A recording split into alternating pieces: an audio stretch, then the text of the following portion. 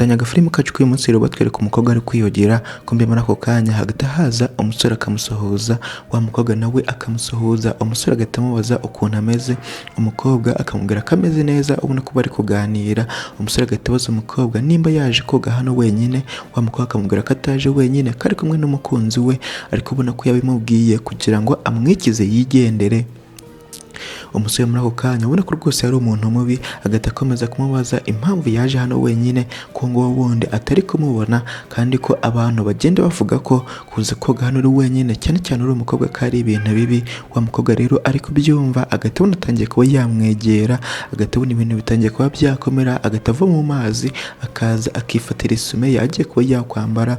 Wa musore nawe rero ubona ko agikomeje kuba yamwendereza, kumbi hirya hari undi musore wo kuba wakwitegereza ibintu byose. Arangije akaza gake gake, ubona ko agiye kuba yakiza umukobwa. Umukobwa nawe agikomeje kubwira umusore ko yakwigendera, ko yamureka wenyine. Wa musore agahita yirukanka cyane, agahita amusingira. Wa musore agahita amukubita hasi wundi, arangije mu buryo bw'impanuka agahita akubita umutwe hasi ku ibuye. Amaraso agahita atangira kuza. Wa mukobwa agahita akomeza kubwira uno musore ko yakwigendera. Wa musore wundi nawe wari utangiye kuba yakwataka umukobwa, agahita abaza uyu wundi ibintu ari gukora nimba yasaze. Wa musore nawe rero agahita yigira umusazi, amubwira ko yagenda akareka uno mukobwa wenyine, ko yashakaga kuba yamukiza. Wa musore rero ari kubyumva, agahita akomeza kubaza uno mukobwa nimba arajyana n'uyu musazi cyangwa se arajyana nawe umeze neza. Wa mukobwa rero akamwitegereza ibintu yari atangiye kuba yamukorera ndetse n'amagambo yari atangiye kuba yamubwira. Arangije agahita amubwira ko araza kujyana n'uyu nguyu wundi, ko rwose nta kibazo. Wa musore muri ako kanya agahita akomeza gukanga uyu nguyu wundi wari utangiye kwataka umukobwa ko yakwigendera. Wa musore nawe rero agahita ashaka ukuntu yamukorera ikintu kibi, ariko wa wundi agahita abona rwose yiteguye. Arangije agahita agenda yirukanka, agahita asigarana n'uyu mukobwa. Uno mukobwa nawe rero agahita akomeza kumushimira bitewe n'ukuntu amutabaye. Yitegereje ku mutwe we, agahita abona amaraso atangiye kuba yava ndetse ari no kuva ari menshi, ubona ko rwose yababaye cyane. Agahita amubwira ko yagenda akamufasha. Wa musore akamubwira ko atamugirira impuhwe, ko nta muntu umwitayeho. Wa mukobwa akamubwira ko ari kumugirira impuhwe, cyane cyane ko yabaye gutya kubera gushaka kumufasha. Akamubwira ko yagenda akamujyana mu rugo rwose akamufasha, ko afite ibintu byamwomora. Wa musore muri ako kanya agahita abona uno mukobwa ni umuntu mwiza, arangije agahita abyemera, bakajyana rwose mu rugo. Uko igihe cyakomeje kugenda rero, uko amasaha yakomeje kugenda, bagahita batwereka bageze mu rugo. Umukobwa akabwira umusore ko yaba yicaye aho ngaho akanya gatoya, noneho akaza mu kanya gato. Arangije agahita agenda mu nzu akazana ibintu bijyanye n'ibipfuko ndetse n'ibintu byo kumwomoza. Ataraza ariko hagahita haza undi mukobwa, ubona ko yabanaga n'uriya wundi, ubona ko rwose yari yambaye neza, ko yari avuye ahantu hameze neza cyane. Arangije agahita abona umusore wambaye gutyo usa nabi cyane rwose, umeze nk'umusabirizi. Arangije agahita yikanga cyane, wa musore nawe akikanga. Arangije agahita afatira Claudette iri aho ngaho, ubona ko rwose hari yari yabateye, amubwira ko yasohoka. Kumbe muri ako kanya atarasohoka, umusore ubona ko yari yitangiye kuba yagira ubwoba. Wa mukobwa wundi agahita asohoka afite n'ibintu agiye kuba yamwomoza. Agahita abwira uriya wundi babanaga ko uyu musore we wamuzanye.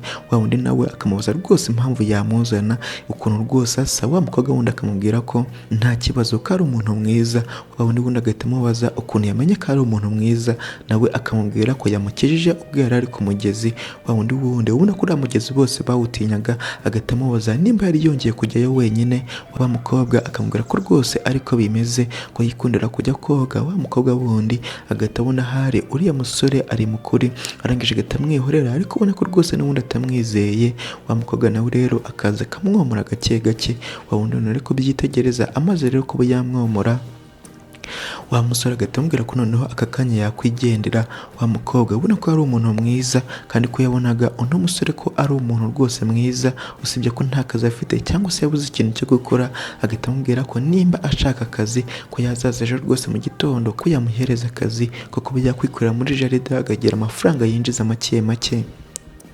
Wa musore rero amaze kubyumva agahita amushimira cyane, akamubwira ko aka kanya ko yakwigendera, kazaza ejo mu gitondo aje gutangira akazi. Ariko ataragenda, wa mukobwa agahita afata n'ibindi bintu akabimuhereza mu ishashi. Wa musore agahita amubaza ibyo ari byo. Wa mukobwa akamubwira ko ari imyenda irimo kandi ko ishobora kumukwira. Wa musore muri ako kanya agahita amushimira cyane bitewe n'ukuntu atangiye kumwitaho. Arangije agahita akomeza kwigendera.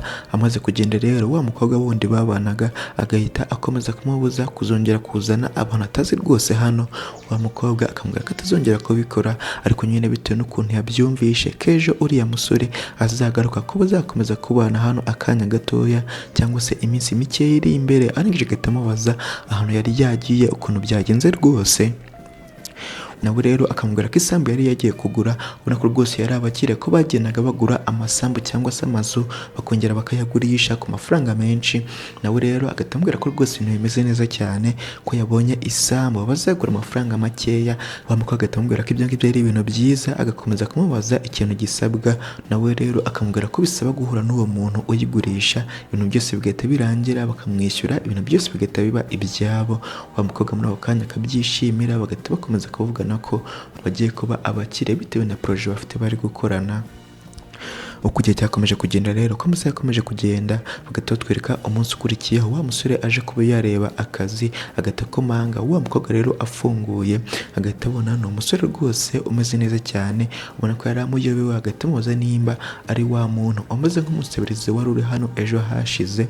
wa musore akamubwira ko rwose ari we. wa mukobwa akamubwira ko ubu ngubu bitewe n'ukuntu yambaye neza cyane rwose ko yahindutse. wa musore akamushimira, wa mukobwa agahita amuhereza karibu, bagahita bakomeza kuza mu nzu. ubona ko rwose bakomeje kuganira, kumbe muri ako kanya hagati haza undi musore, hagati abona rwose uriya musore ndetse n'uyu mukobwa bameze nk'aho bishimye, hagati agira ngo ahari uno mukobwa ni umusore umutereta.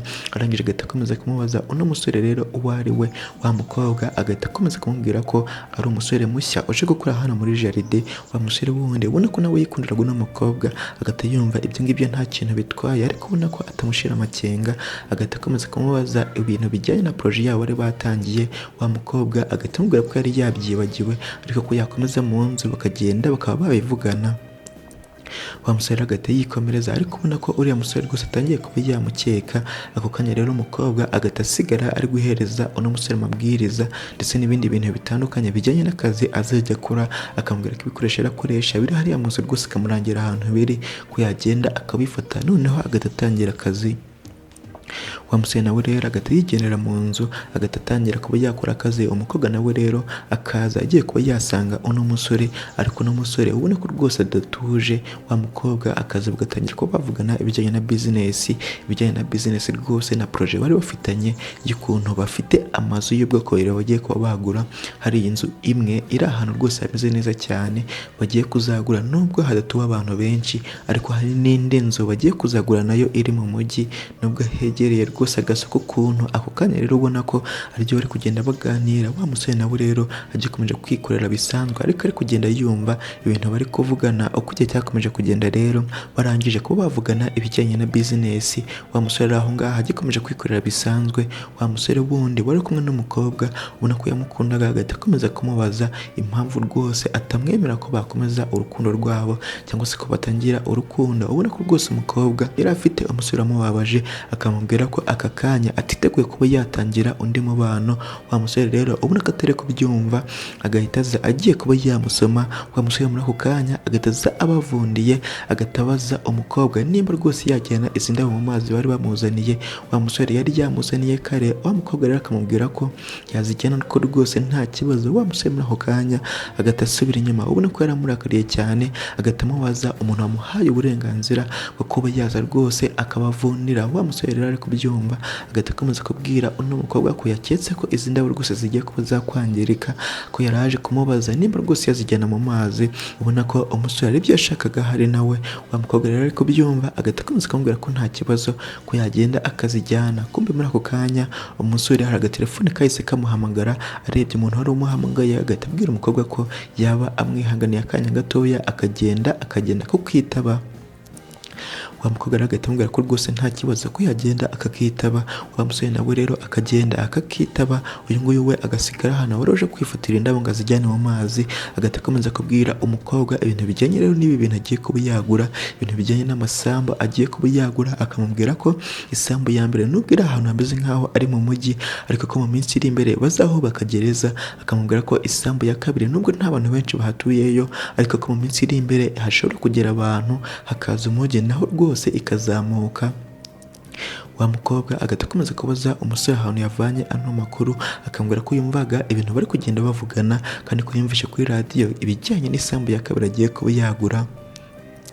wa mukobwa rero ari kubyumva, kumbe wa musore nawe yahise agaruka agahita abona umusore aracyari aho ngaho, agatagira nk'ahari ari kuba yatereta uno mukobwa, agahita akomeza kumubaza impamvu atajyanye izi ndabo mu mazi. Wa musore nawe rero agahita amubwira ko yamwihanganira ko agiye guhita azijyana kano kanya, ariko ataragenda wa mukobwa agahita akomeza kubaza uriya musore nimba azi ibijyanye n'igisambu ya kabiri. Wa musore akamubwira ko ari isambu iri ahantu mu mujyi, ko nta kindi kintu kirenzeho, kandi ko bazayigura amafaranga make cyane ugereranyije n'izindi ziri mu mujyi. Wa mukobwa akamubwira ko uno musore yamubwiye ko hashobora kuba bagiye kuhubaka gereza mu minsi iri imbere, ko ariyo mpamvu iri kugura amafaranga make cyane. Wa musore rero ari kubyumva agahita akomeza kumubwira ko uriya musore wundi ari kubeshya, ko basanga hari indi nyungu abifitemo. Wa mukobwa muri ako kanya agahita akomeza kumubwira ko yagenda agakora iperereza akamaze akamenya neza uko bimeze. Wa musore rero ari kubyumva agahita akomeza kumubwira ko agiye kuba yakuraho iperereza, ariko nasenga ko uriya musore ari kubeshya ko bazahita bamwirukana. Wa mukobwa akamubwira ko ari byo rwose, ko bazahita bamwirukana, ariko nasanga ko ari mu kuri, ko bazaho bakagereza mu minsi iri imbere, ko uriya musore bazahita bamuha 1% ry'iyi proje yabo. Wa musore rero ari kubyumva agatambwira ko nta kibazo, agatagira ngo agiye kuba yatangira iperereza.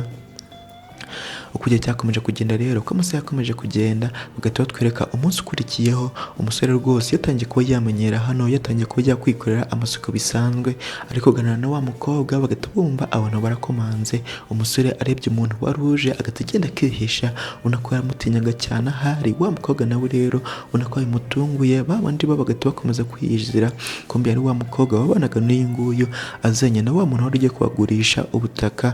Barangije bagahita bakomeza kwinjira, bagahita basuhuza uno mukobwa, bakavugana ibijyanye na business. Uno mukobwa wundi agakomeza kumubwira ukuntu ubutaka bagiye kugura amafaranga make cyane, ngo nabo bafitemo inyungu nyinshi. Ubona ko rwose ari ibintu byiza cyane, ko aba bakobwa yari abakire kandi ko baguraga ibintu by'amafaranga make cyane, noneho nyuma yaho bakazabigurisha amafaranga menshi. Kumba hano wa musore yari ahari agahita akomeza gucira isiri wa mukobwa wundi yatabaye amubwira ko yaza akamubwira. Wa mukobwa nawe rero ubona ko bagiye kuba basinya, agahita amubwira ati noneho rero mbere yuko dusinya reka ngende nzane icyo kunywa tumaze duserebure kubw'iki kibanza tugiye kuba twagura, cyangwa se kubw'iyi nsinzi yacu. Arangije agahita agenda, ubona ko yaragiye kuba yahura n'uriya musore. Wa musore nawe rero amaze kubona rwose aje agahita yiruhutsa, umukobwa agahita amubaza ikibazo afite, impamvu amubonye rwose uriya mugore agahita aza kwihisha. Wa musore muri ako kanya agahita akomeza kumubwira ko uriya mugore ari wamutuburiye, agahita atuma ibintu byose abibura, hafi no kuba yajya muri gereza. Wa mukobwa rero ari kubyumva agahita akomeza kumubaza neza ibintu bijyanye n'ibyo ari kuvuga. Wa musore agahita akomeza kumubwira ko uriya mugore nawe yaje amubwira ko afite isambu ashaka kuba yagurisha amafaranga make cyane, kandi ko ari isambu nini, ko mu gihe gito cyane yayigurisha amafaranga menshi cyane yifuza, yikubye nk'inshuro 5. Wa musore rero kubyumva agatashidukira hejuru, agatamuhereza amafaranga yose yari afite, ubona ko ngagiye kwigurira iyo sambu. Ko mu mukobwa yari ari kubeshya rwose, iyo sambu ntago yari iye. Bigeze nyuma rero umusore wamwaka ibintu byose yari afite, ndetse hafi no gufungwa. Agakomeza kumubwira ibibazo byinshi yagiye ahura nabyo bitewe n'uriya mukobwa cyangwa se n'uriya mugore, ntago mbizi. Umukobwa rero ari kubyumva, umusore agahita akomeza kumubwira ko nimba nawe agiye kuba yamugurira isambu, ariko kumubwira ko azayigura amafaranga make cyane, ko yamanza agacekinga nimba ari byo. Ako kanya rero umukobwa akabyumva agahita agenda ababwira ko rero mbere yuko bagura iyi sambu ko yifuza kuba yahura na nyirayo. Wa mukobwa rero ari kubyumva agahita akomeza kumubwira ko nyirayo afite intwari ikomeye cyane, ko yagiye kwa muganga kandi ko aba adashaka guhura n'abantu, ko ariyo mpamvu yamwohereje. Wa mukobwa rero ari kubyumva agahita atangira gukeka ko ibintu umusore yari ari kumubwira ari ukuri. Agahita akomeza kumubwira ko noneho mbere yuko ayigura ko yifuza kuba yareba iyo sambu iyo ariyo.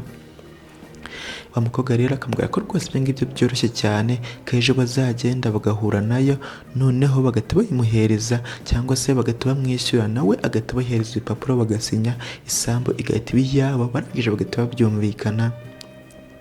Ku gihe cyakomeje kugenda rero, uko amasaha yakomeje kugenda, umugore yahise asigera rero aba bakobwa dokima zijyanye n'iyo sambu ahantu iherereye kugira ngo ejo bazahahurire. Arangije agahita yigendera. Amaze kugenda rero, uno mukobwa wabanaga agahita akomeza kumubaza ikibazo afite, ko rwose ngiyi ari business nziza cyane, ko iyi sambu nibayihomba rwose nta kindi kintu bazabona kimeze nk'iyi ngiyi. Agahita akomeza kumubaza nimba uriya musore ari we watumye yisubiraho cyangwa se afata umwanzuro umeze gutya. wa mukobwa nawe rero akamubwira ko rwose nta kibazo ko yifuza kuba yareba iyo sambu mbere yuko ayigura. Uko igihe cyakomeje kugenda rero ko umunsi yakomeje kugenda uno musore agahita akomeza kubabwira ko nyiri iriya sambu bagiye kugura ko amuzi neza cyane rwose ko ashobora ejo kuba yamuzana noneho agahura nabo kugira ngo babashe kuba bakwibonera ukuri.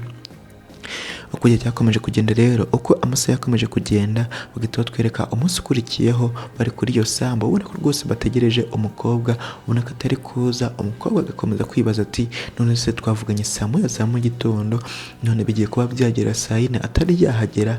Ubona ko ahari batangiye gukeka ko uriya mukobwa ari kuba yababeshya.